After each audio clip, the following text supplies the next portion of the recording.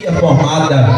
E a Bíblia vai dizer que Deus ungiu um homem para que ele assim tivesse capacitação para a construção dessa arca. E Moisés recebia a instrução de Deus e passava para este homem, e este fazia conforme era recebido de Moisés. Ele pediu para que ele formasse de madeira de acácia uma arca quadrada, e este revestisse de ouro por dentro e por fora. E ele foi dando instruções. Esta arca, ela tinha algumas medidas, e a Bíblia, ela vai nos mostrar que esta arca era a representação da presença de Deus em todo o arraial de Israel. Aonde a arca estava a representação do Deus Todo-Poderoso. Aonde a arca chegava também a presença de Deus operando no meio da nação de Israel, pois a arca simbolizava a glória de Deus. O que continha na arca? Continha nela a tábua dos 10 mandamentos, tinha também o pote do maná, tinha também na arca a vara de Arão. E o que quer dizer isso? A tábua dos 10 mandamentos quer dizer, Deus estava mostrando para o povo: estas são as minhas leis, nelas vocês têm que meditar de dia e de noite, para que eu derrame bênção sobre vossas vidas. Deus estava dizendo para a nação de Israel: a minha palavra é poder, a minha palavra é fruto de bênção, a minha palavra é determinante para que eu possa derramar bênção sobre as suas vidas. Ouçam ela e obedeçam, ouçam a minha palavra e obedeçam, e vocês desfrutarão do melhor desta terra. Aleluia! O maná que estava na arca representava nada mais, nada menos do que o Senhor Deus, que determinou que de fome ele não deixaria a sua descendência morrer. Ele disse para o povo: eu enviarei do céu o maná, para que haja alimento sobre o meu povo, para que o meu povo entenda que não haverá necessidade na vida daqueles que ouvem, na vida daqueles que guardam a palavra, na vida daqueles que obedecem. Eu, Deus, mandarei do céu o maná, e o meu povo não passará necessidade, porque Deus é grande e poderoso. A palavra de Deus dedita que havia a vara de Arão. Quem não lembra que Deus, quando chamou o sacerdote Arão, ele fez com que o povo de Israel entendesse que a vara que enterrada florescesse era o próprio Deus cumprindo com a sua palavra para um ministério sacerdotal. A Bíblia diz no livro de Jeremias que Deus olha para ele e pergunta: Jeremias, o que é que tu vês? E ele diz: eu vejo uma vara de amendoeira. Deus vai dizer para ele: viste bem, porque eu, Deus, velo com a minha palavra para cumprir. Deus estava dizendo para Jeremias: eu te chamei e tu não pode contestar, porque quando eu chamo eu capacito, quando eu chamo eu estendo a minha mão, eu cumpro com a minha palavra. É Deus dizendo para mim, para você nessa noite: ele tem palavra para se concretizar na tua vida. A palavra do Senhor vai ser realizada hoje aqui. Se você quer, levante a mão, porque Deus está determinando a sua palavra para te abençoar. Glória! A Bíblia vai mostrar que Deus pede para que seja feito um santuário, e nesse santuário a presença que era a arca da aliança ficasse em um determinado cômodo, e este cômodo aonde a arca estaria era chamado do lugar santo dos santos. aonde só podia chegar neste ambiente o sacerdote. Não era qualquer pessoa que tinha acesso ao Santo dos Santos. E outra coisa, para se chegar lá, tinha que estar purificado, tinha que estar sem mácula, não podia se apresentar diante do Senhor com nenhum pecado. Para que você entenda melhor, quando o sacerdote era escolhido para exercer o seu ofício sacerdotal e se apresentar diante da arca do Senhor, este passava a noite acordado. Para quê? Para que este não dormisse, para que até mesmo em sonho ele viesse a pecar. Eles tinham um medo terrível de pecar diante do Senhor, pois se apresentasse dentro do templo de Deus em pecado, seria fulminado. Este sacerdote, quando ia oferecer o seu ofício diante do Senhor, eles tinham que estar em perfeitas condições, pois quando chegava este diante da arca, tinha que chegar de frente e tinha que sair de costas, para não virar as costas para o Senhor. Entenda, o sacerdote mostrava como tinha que reverenciar a Deus. Só que a nação de Israel, quando ela se distanciou do Senhor, a primeira coisa que fizeram foi virar as costas para o seu Criador. Eles viraram as costas para Deus, e a Bíblia diz que por conta de sua rebeldia, que por conta de virarem as costas para Ele, Deus permitiu que viessem muitas pessoas determinadas para aniquilar Israel, para prender Israel, para levá-los cativos, para levá-los passar em sofrimento. Uma das nações que se levantou para prender Israel foi a nação, aleluia, do rei Nabucodonosor. A Bíblia vai mostrar que Israel começa a padecer. Por quê? Porque rejeitaram a presença de Deus, porque rejeitaram a glória do Senhor, porque não quiseram mais servir a Deus como servia, porque não quiseram adorar a Deus como adorava. E é o perigo o crente que quer viver a sua vida da forma que ele acha que é, que quer viver a sua vida da forma que ele entende que tem que ser. E a forma que o crente tem que estar na presença de Deus é reverenciando a sua glória, mostrando que ele não é ninguém diante da presença de Deus, dizendo que ele é pequeno e que Deus é grande, porque não existe grande diante da presença de Deus. Quem é grande é Ele, quem opera é Ele, quem tem a glória é Ele, quem merece honra é Ele, quem merece adoração não é o pregador, quem merece adoração não é o cantor, quem merece adoração é o grandão da Galileia, que quando fala a terra se abala, que quando fala o mar, aleluia, fica calmo e a tempestade se aquieta, porque Ele é o dono da vida, Ele é o dono de todas as coisas. E se você reconhece que Ele é grande e você é pequeno, abre a tua boca e adora Ele aí no teu lugar. Aleluia! A nação de Israel virou as costas para o Senhor, e a Bíblia diz que por conta disso as visões e as manifestações de Deus não mais acontecia com frequência.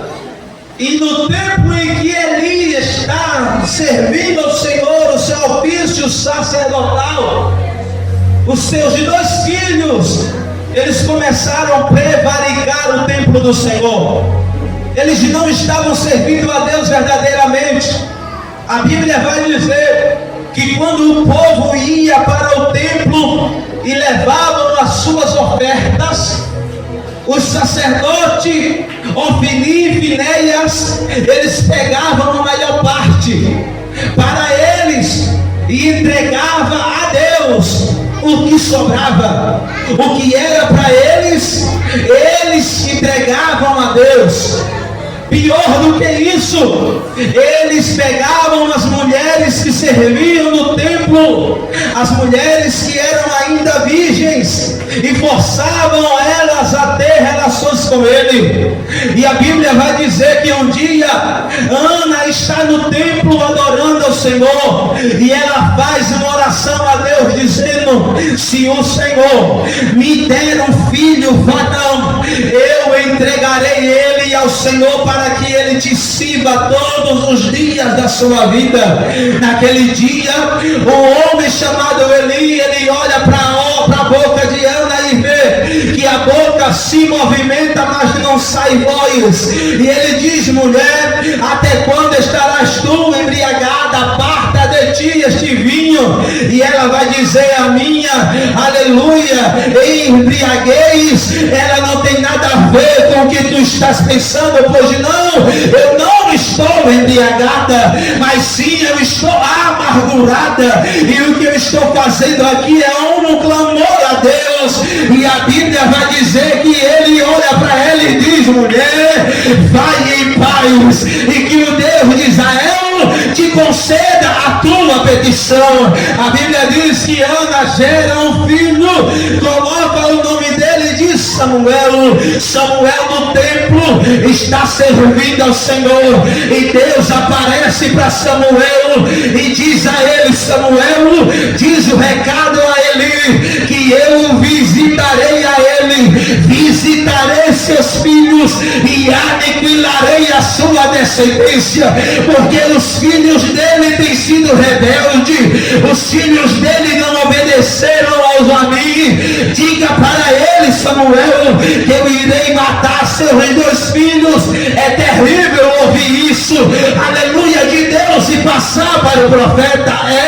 Mas escute, quem está na direção de Deus não faz o que quer, quem está na direção de Deus não fala o que deseja, quem está na direção de Deus, ele fala o que Deus quer, ele fala o que Deus determina, ele fala o que Deus arquitetou para ele. Samuel vai e fala para ele não acreditou no que Deus iria fazer, ou até acreditou, mas não tinha mais controle com seus filhos. A Bíblia diz que Deus suscita os filisteus para guerrear contra Israel. Israel sai a peleja, Israel vai pelejar, e naquele dia 400 homens de Israel morreram. Ofni e Finéias olha e disse: o que é que está acontecendo? O que é que está havendo? Porque Deus não está nos abençoando. O interessante é que o camarada está todo desconcertado, está todo no pecado, está todo errado e quer receber bênção de Deus. Tem não? Deus não abençoa quem está errado, quem está em pecado na sua presença, não. A Bíblia vai dizer que Deus permitiu naquele dia os filisteus vencer a batalha. Mas eu vou te dizer uma coisa: quem está em obediência, servindo ao Senhor na sua presença, está chorando na dificuldade, mas não está olhando para o mundo, está chorando na dor, na angústia, mas não retrocede, não se desvia. Este sim, a Bíblia diz que Deus vai abrir o céu e vai derramar bênção sem medida até transbordar. Se você crê, adora este Deus aí, irmão.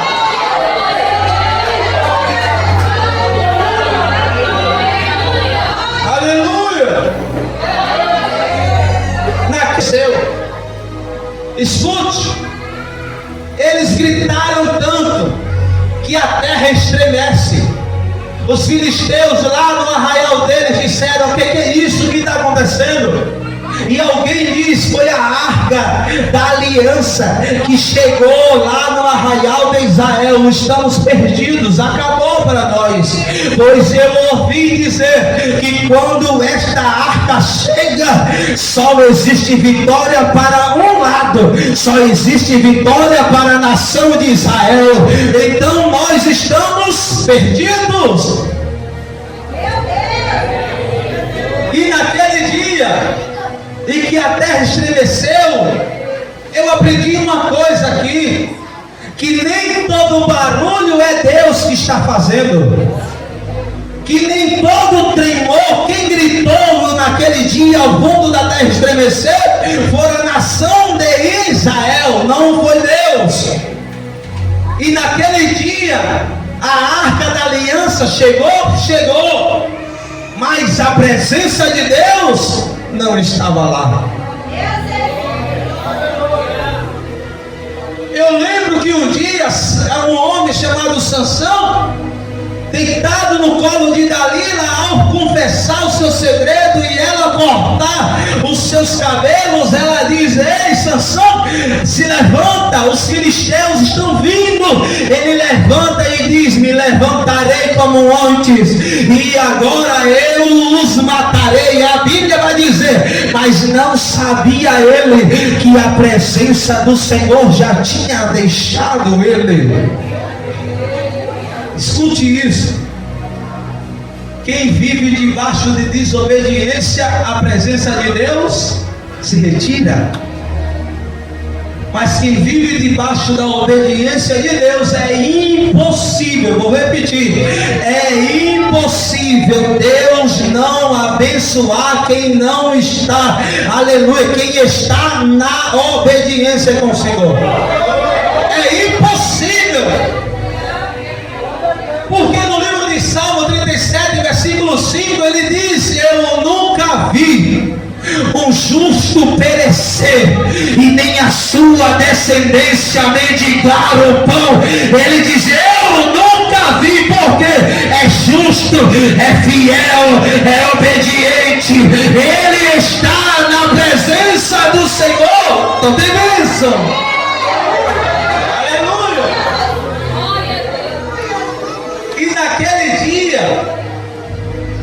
A arca de Deus foi levada. Os filhos de Ofni e Finéias morreram. Aliás, os filhos de Eli, Ofni e Finéias morreram. Alguém leva a notícia para Eli, e quando a notícia chega dizendo: teus filhos morreram, ele cai no banco, quebra o pescoço e morre. A mulher de um dos filhos que estava grávida, quando ouve a notícia: olha, o teu esposo morreu, nada aconteceu. Mas quando disseram: e a arca do Senhor foi levada, a Bíblia diz que na hora ela começou a sentir dores de parto. Ela gera um filho e ela coloca o nome dele, dizendo: este menino se chamará Icabod, e que quer dizer foi-se a glória de Deus. Naquele dia a glória de Deus saiu de Israel, aleluia, pela desobediência da nação do Senhor. Ah, eu estou na presença de Deus, Deus vai me abençoar, só se eu for fiel. E naquele dia levaram a arca, e chegando a arca no arraial dos filisteus, eles colocaram lá dentro do templo Dagon e disseram o seguinte: eu quero ver quem é maior, se é o Deus dessa arca ou se é o nosso Deus de Dagon. E colocaram no templo lá nos pés de Dagon, dizendo: olha aí, você perdeu a batalha, e o nosso Deus Dagon, ele ganhou a batalha por nós. Eis que nós estamos vitoriosos. Deixaram a arca lá, fecharam a porta do templo e saíram. E diz a Bíblia que em umas horas da madrugada alguém escutou um estrondo tremendo, e foram até o templo para saber o que tinha acontecido. Mas eles estavam pensando: o nosso Deus Dagon destruiu o Deus de Israel, aleluia. Mas quando chegaram que abriram a porta, eles olharam e viram a estátua de Dagon reclinada, caída em terra, aleluia. Porque diante da presença de Deus não existe outro Deus maior do que Ele, porque Ele é único e não divide a sua glória com ninguém. Levantaram a estátua, saíram e de repente mais uma vez ouviram outro estrondo. E quando foram ver mais uma vez, a estátua não estava mais caída, a estátua estava despedaçada, para mostrar aos filisteus que Deus não é Deus que anda com mentira, que Deus não é Deus de brincadeira, que Deus é o Deus verdadeiro, que Deus é o Deus que tem todo o poder, pois a palavra diz que na palma de sua mão Ele guarda todas as águas do mar. A palavra dele diz que Ele conhece cada fio do nosso cabelo. A palavra dele diz que antes que eu e você fôssemos gerados, Ele já saberia o que eu e você iria fazer. A palavra dele diz que a terra é apenas uma espora para o seu pé, ou seja, Ele é grande e eu sou pequeno, ou seja, Ele é grande e Ele é digno de ser adorado e exaltado neste lugar. Aleluia! A Bíblia vai dizer que a arca nos filisteus, a presença de Deus no arraial dos filisteus começou a trazer úlceras, enfermidades, e eles imploraram para que levassem a arca do Senhor. E nesse tempo foi levada a arca para a casa de um homem chamado Abinadab, sacerdote, e eles ali determinaram que o seu filho fosse o guardião, Eleazar. E passou essa arca na casa deste homem 20 anos. Quantos anos? 20. Quantos anos? 20. E nada aconteceu. 20 anos a arca ficou na casa de Abinadab e nada aconteceu. Enquanto isso, Davi está no trono, reinando. E antes da sua posse, ele sente algo tremendo e diferente. Ele diz: espera aí, está faltando alguma coisa aqui. Para que eu esteja sentado no trono, eu preciso que alguém traga a arca da aliança para dentro de Israel. Onde está a arca? Está na casa de Abinadab. Vamos buscar. E vão buscar a arca. Quando chega na casa de Abinadab, eles pegam a arca e colocam no carro de boi. Porque assim os filisteus fizeram. Colocaram a arca no carro de boi, pegaram a representatividade das úlceras, das mazelas que estavam acontecendo com eles e ofereceram na casa de Abinadab. E quando o Davi mandou buscar, eles fizeram a mesma coisa. O povo de Israel colocaram a arca num carro de boi. E a Bíblia vai dizer que eles saíram marchando para Israel.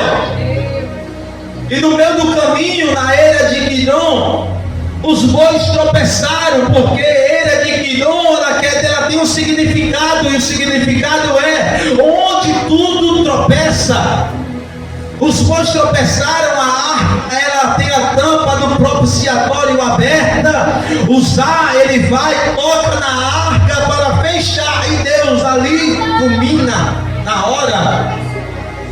E alguém se espanta, e Davi fica impressionado, espantado, sem saber o que fazer, e disse: agora, como levaremos a arca do Senhor para Israel?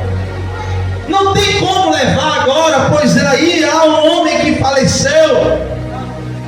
Então vamos deixar ela em algum lugar. De repente alguém bate na porta de Obed-Edom, que este Obed-Edom Segundo a história, a Bíblia não diz, mas a história vai mencionar que este Obed-Edom, ele ansiava em seu coração um dia avistar a Arca da Aliança, ao menos vê-la. Ele ansiava, e por conta disso ele se muda do seu lugar onde morava, e ele está em um ambiente onde supostamente ela passaria por ali um dia. Ele não sabia o dia que ia passar, ou a hora, e de repente alguém bate em sua porta, e quando ele abre, aleluia, a porta, tem alguém do lado de fora fazendo a seguinte pergunta para ele: podemos colocar esta arca na sua casa, na sua residência, irmão? Quem queria avistar a arca de longe, agora tem alguém na porta perguntando se ela pode ficar dentro da sua casa. Eu não estava lá, mas eu imagino o coração daquele homem naquele dia, ao ver a arca da aliança na sua porta, aleluia, alguém perguntando se era para colocar dentro de casa.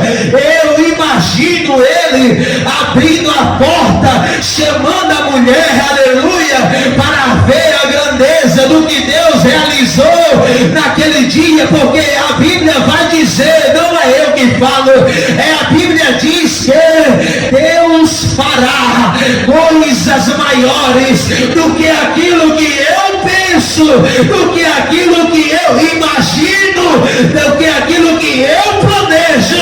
O que Deus tem para mim e para você é muito, mas muito maior do que eu e você planejamos. Aleluia! Ele coloca a arca em sua casa, e como você leu comigo e sabe, apenas 3 meses foi o suficiente para a história dele mudar. 3 meses foi o suficiente para Deus mudar a história de Obed-Edom.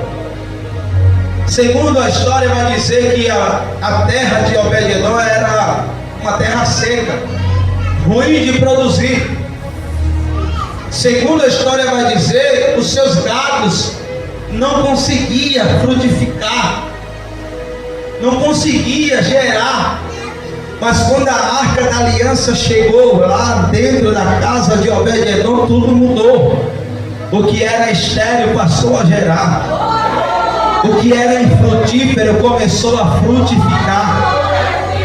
E a pergunta é: por que 20 anos na casa de Abinadab e nada aconteceu? E por que 3 meses na casa de Obed-Edom e tudo mudou?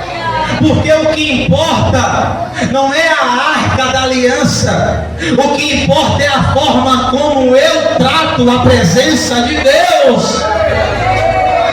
O que importa não é alguém ter alguma coisa como um amuleto.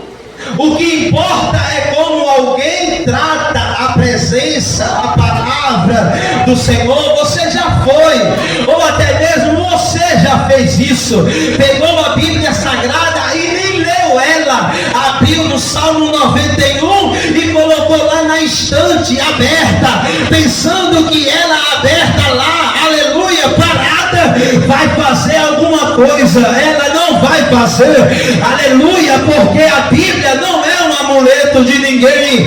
A Bíblia é a palavra do Senhor, gerada dentro do nosso coração, falada como profecia. Esta palavra falada como profecia, ela tem poder.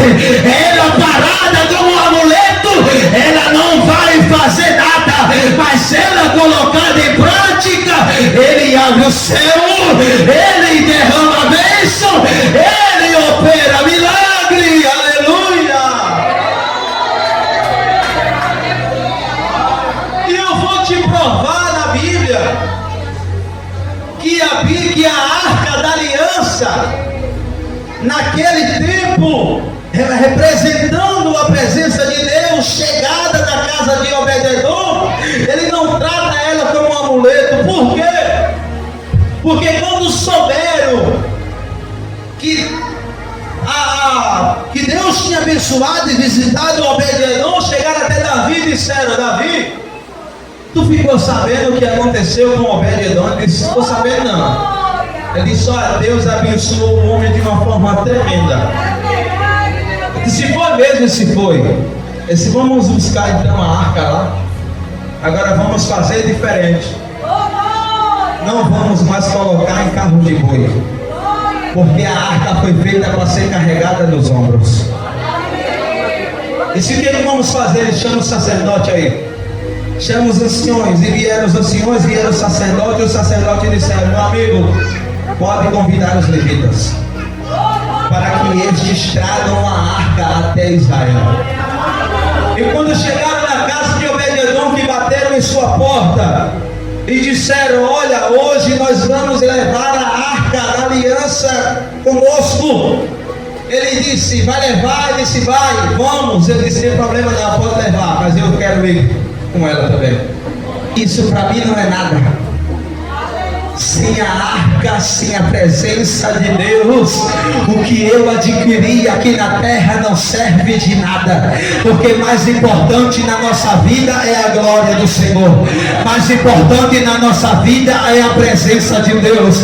Porque não adianta nada eu estar ministrando e não ter a presença do Senhor na minha vida. Não adianta nada eu aqui levantar a mão, adorar a Deus, e lá fora eu adorar ao inimigo sem a presença de Deus. Não, é a presença de Deus quem diz quem eu sou. É a presença de Deus quem diz que tu é a presença dele que vai abrir o céu para derramar bênçãos sobre a tua vida. Você crê? Então valorize a presença do Senhor na sua vida, irmão. Não troque a presença do Senhor por alguns minutos.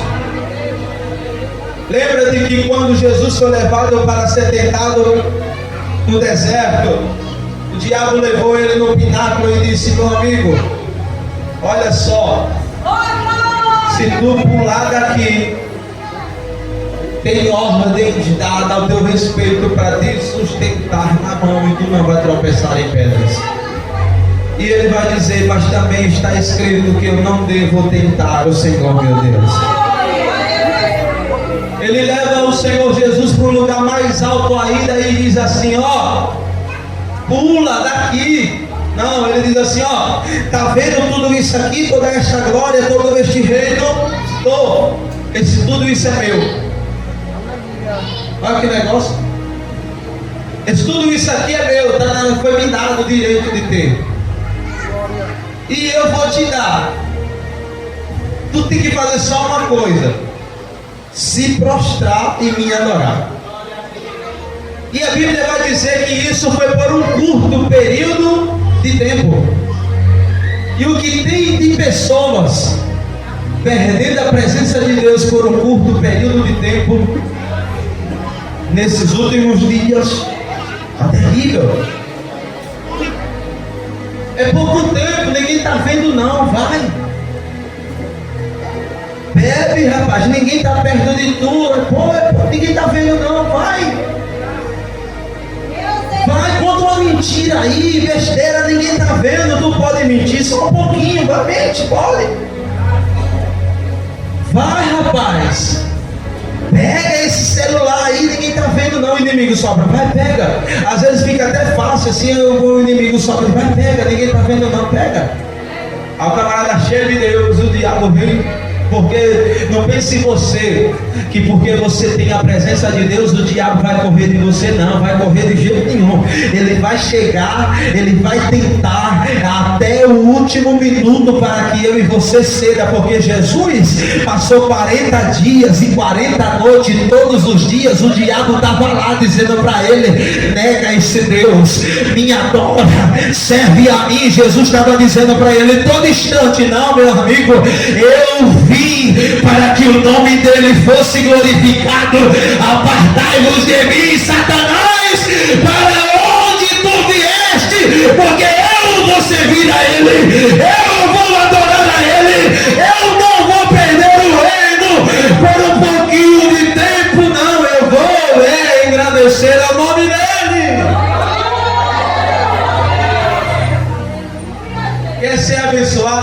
Deus, sim ou não? Quem é que não quer? Então preserva a presença de Deus na tua vida.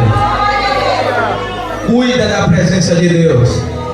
Zela por ela. Não coloca o teu coração no tesouro da terra. Coloca o teu coração no tesouro do céu. Diga a glória a Jesus. Se coloque de pé em nome do Senhor Jesus Cristo.